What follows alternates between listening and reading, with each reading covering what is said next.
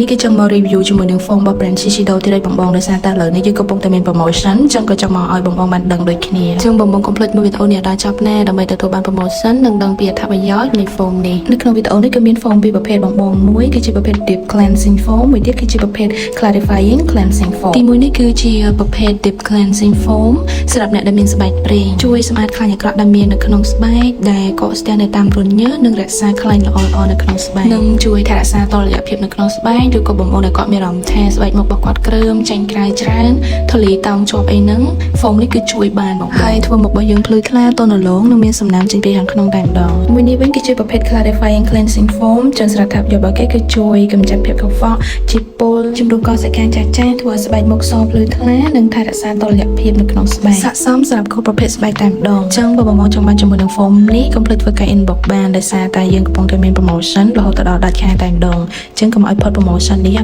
បង